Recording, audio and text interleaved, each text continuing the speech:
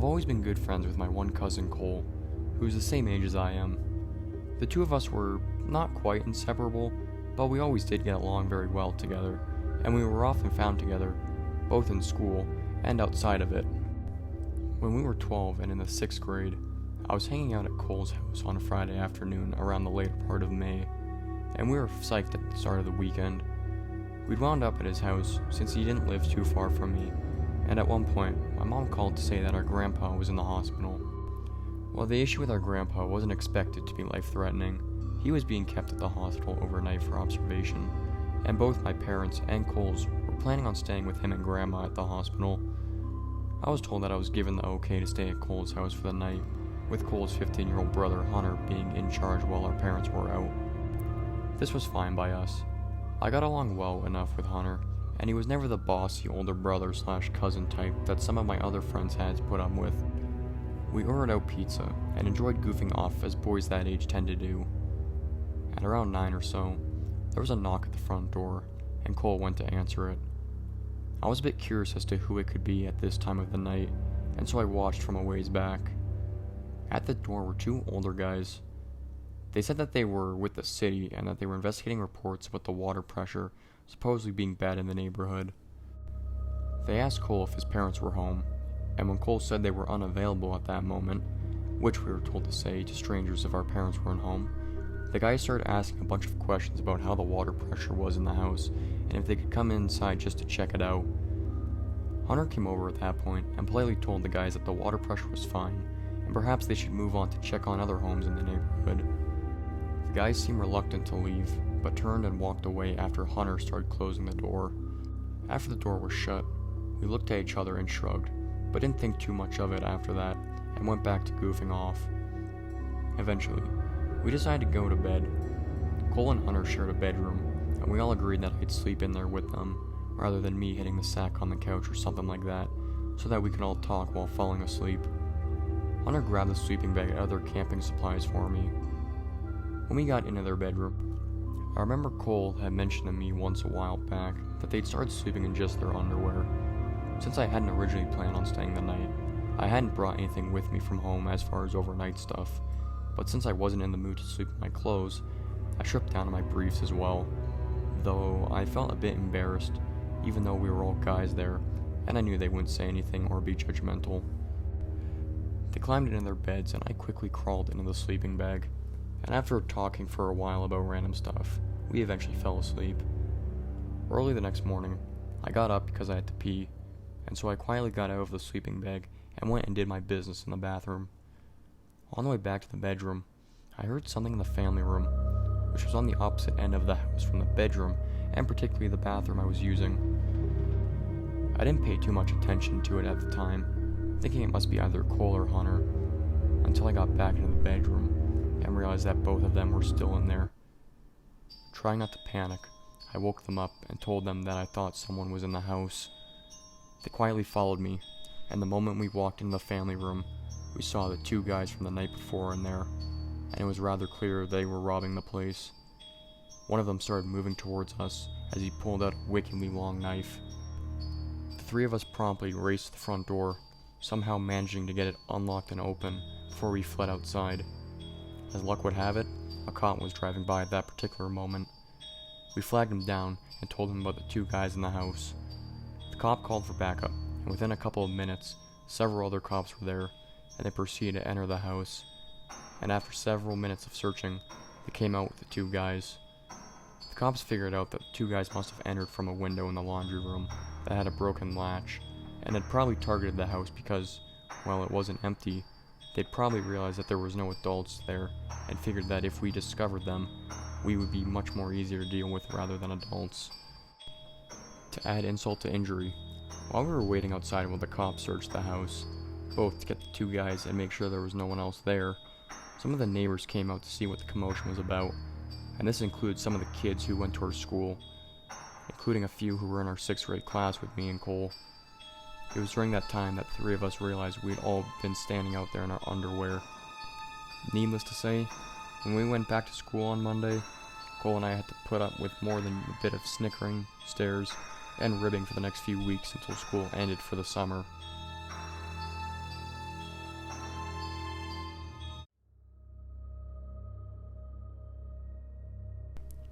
This occurred when I was 11 years old. At the time, I was living in an apartment situated on a street with an ongoing construction. Needless to say, they often tapped into the electrical supply and the power fluctuated quite a bit. Therefore, the streetlights often served no real purpose, specifically in the winter when evening dawned on us with pitch black darkness. This is relevant to the story. From what I remember, it was a weekend I was supposed to spend at my friend's house. For an 11-year-old me, this was an exciting prospect, having been loaded with schoolwork for the entire week. I was to spend what I believed to be Friday night sleeping over and spend the entirety of Saturday at her bungalow, to return home that very evening. What made it even better was the fact that her parents had an event they could not avoid and therefore trusted us to stay alone in their 2-floor house for the entirety of the 6 hours they'd be gone. Back then, the idea of spending a whole night alone with my friend was great. No interference and a whole 6 hours of games and movies on their huge TV. As it turns out, my friend had other ideas. I arrived at her house just short of 8 p.m. It was already pretty dark out, and her parents had waited for me to arrive before telling us about the emergency contacts, dinner, and such. They also reminded us to get their 4-year-old Labrador inside, as the weather was acting up, and his kennel had a few loose panels which leaked when it rained. This is also an important fact to be noted. After they left, we watched a few cartoons, had dinner, and were chilling in our living room playing cards. That's when my friend Sid had the ingenious idea of exploring a fenced plot of land a few hundred meters down the street that she resided on. There was no construction going on in that area, so what little shambles they had left was overgrown with plants and weeds. We got the dogs inside, leashed it to its long chain that allowed it to roam within reason, got the keys and left the house to make the short 10-minute trip. At this point, it was about 10 p.m. In retrospect, this is where we still had a chance to avoid this particular encounter, but being the curious and daring 11-year-olds that we were, we ventured anyways. Rather uneventful, we arrived and set to climbing over the 2-meter wall. Luckily for us, the wall was broken enough to places to make good holds to carry us over. Once inside, Sid suggested that we sit a few meters away from each other for as long as we could till one of us got too scared to do so. We faced each other and walked backwards till there was just enough light to see the general silhouette of the other. After what seemed to me like a good 10 minutes, I saw Sid's hunched form rise and start to walk towards me. She seemed to be walking rather fast and in a haphazard manner, jumping over rocks and such at a daring pace, even getting cut by some thorns in the process. She came up to me, and just as I was about to laugh and call her out for being scared, she told me to get up because she forgot to feed Shaggy. I remember being really confused because her parents had already filled his bowl with food, and he had his water thing which he could operate in case he was thirsty. But I saw her face and, let me just say, I've never seen her this pale. She looked like she'd just seen a ghost. So without asking questions, I said okay and we made our way back over the wall, albeit in a tense manner and rather quickly. The moment my feet touched the ground, I felt Sid grab my arm and straight up just start sprinting down the street. To put things into perspective, I had a bruise from the way she grabbed my arm for the next 2 weeks straight. So we ran like hell was chasing us, arriving at her house where we went in through her front yard fence gate, a towering metal gate without bars, and she told me to unlock the front door while she deadbolted the metal gate's various locks into the ground, the 2 gates to each other. At this point, I was starting to panic, but we got into the house, and Sid then proceeded to run around the house, locking and closing all possible windows and doors, as well as pulling the curtains shut. I was very confused as to why she was doing this, and so was her dog, who just stood there and followed her around while she did so. After about 10 minutes, she came back into the ground floor living room, and with a very scared expression, explained to me that the reason she did all that was because while we were sitting apart, she happened to glance away to a few meters to my right to see another human silhouette crouching in the bushes. She thought she was imagining it until it moved closer to where I was sitting, and seemed to be unaware that my friend was watching them. She didn't want to startle me or the person, so she ended up making the excuse of having to feed the dog, just to get out of there without alerting the person, still crouching there.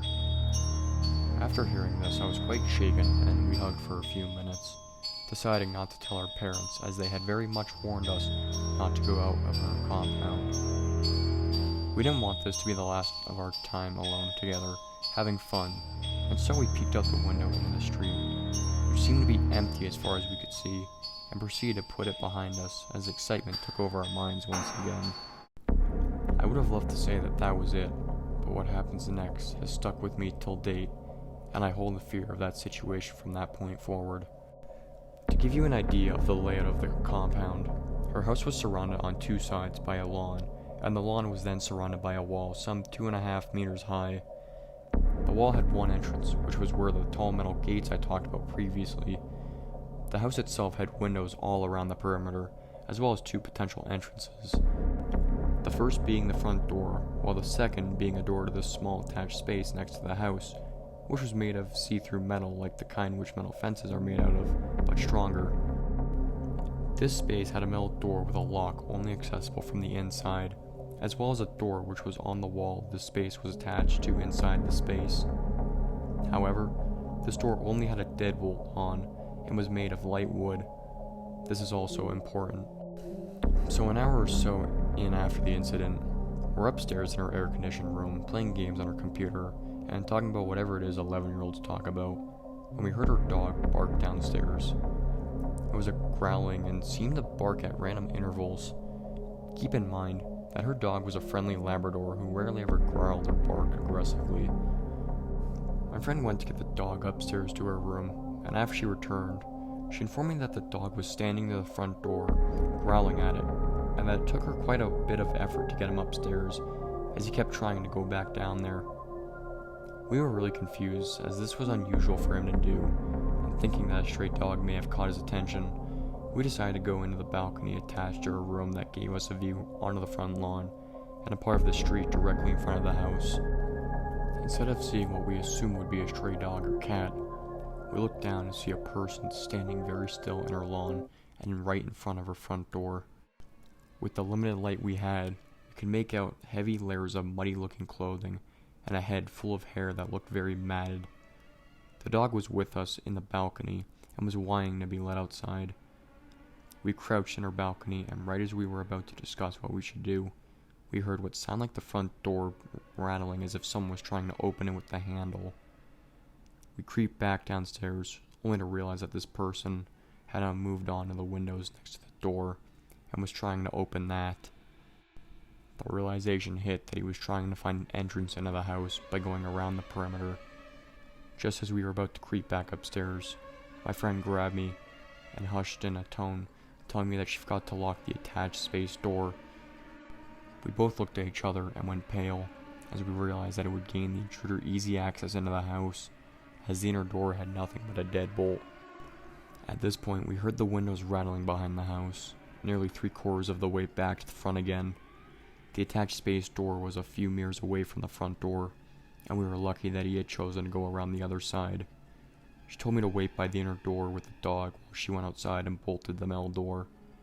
She then informed me to close the door as soon as she returned, and that if she was caught, to let the dog outside, and to close the inner door as discreetly as possible, as to not give myself away.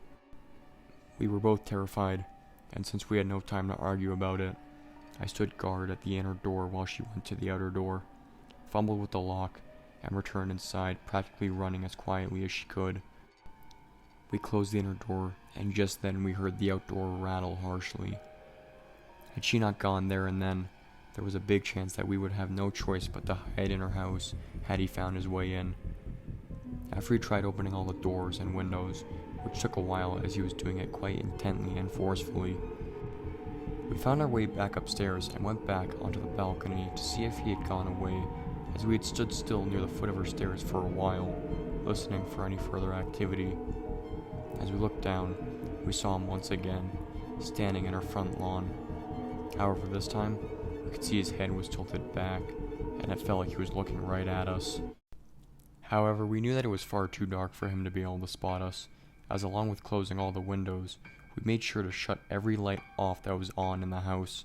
He then started giggling in the quiet of the night, and proceeded to go down on all fours, crawling around the lawn in the front of the house while his laughter grew. In retrospect, We should have called the authorities at this point, but being the terrified 11-year-olds that we were, we did not want to get into trouble for not even being able to follow simple instructions. He did this for nearly an hour, only to stand up once again facing the street, and then climbing on top of the kennel in the corner, up on top of the wall, and then jumping down. We still stood in our balcony waiting to see if he would return, but an hour or so passed where he didn't, and that was the last we saw of him for the entirety of the night, till at around 2 a.m. when our parents returned. The next morning they were very confused as to why all the doors and windows were closed on such a pleasant night, and why there was mud on the front doorknob. We lied to them, and said that we just wanted to play in the dark outside, lying about the actuality of the situation. I don't think that man has been caught.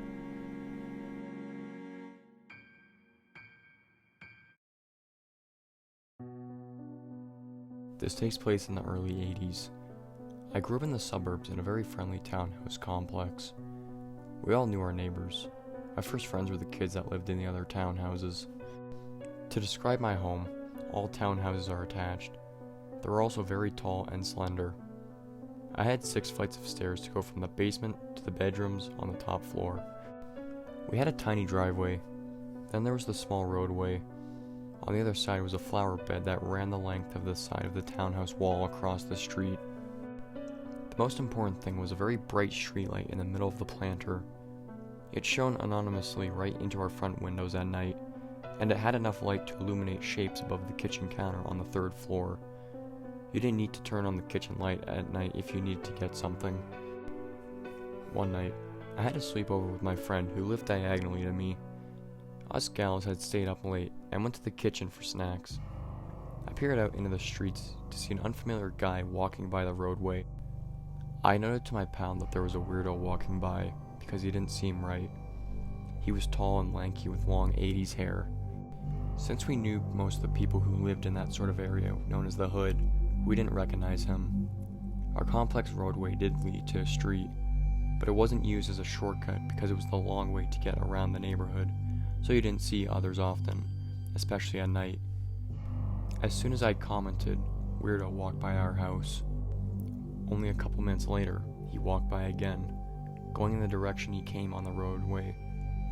This time we saw him out of the corner of our eyes coming along. Being scared kids, we immediately ducked as we were visible to the street.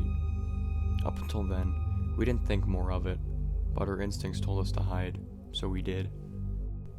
My friend said we were overreacting after a few minutes of being crouched down, so we carefully peered over the counter.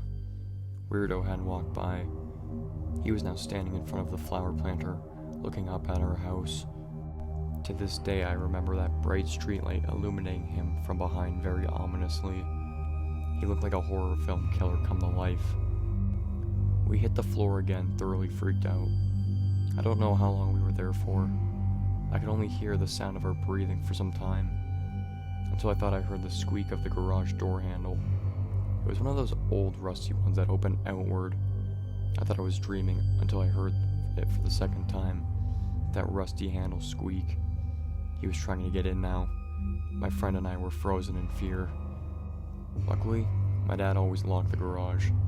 The squeaking stopped.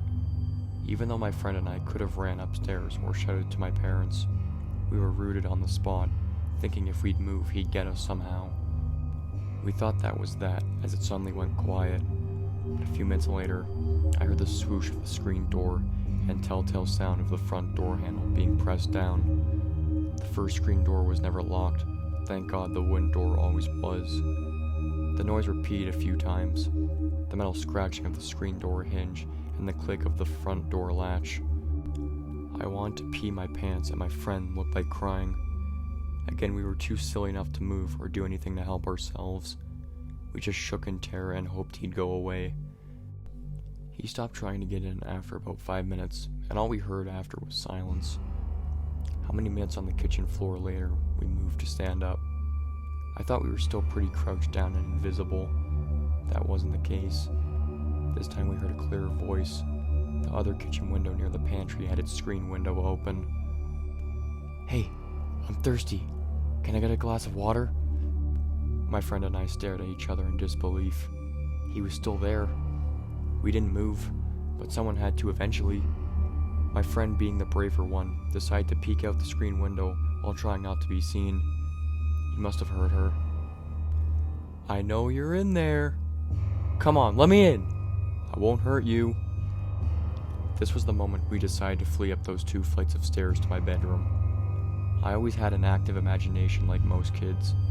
I really hated that my bedroom was the very first one at the top of the stairs. My parents were at the back, therefore in my mind, I would be the first one to be murdered if someone broke in, and that fear was certainly tenfold that very night. My friend and I hunkered down in my bed, deep under the covers, shaking. We didn't sleep at all that night, waiting for the click of a door or worse. We thought we heard him try again, but at that point, we weren't sure if we were hearing things. Until the day I moved out, I never felt totally comfortable in my room.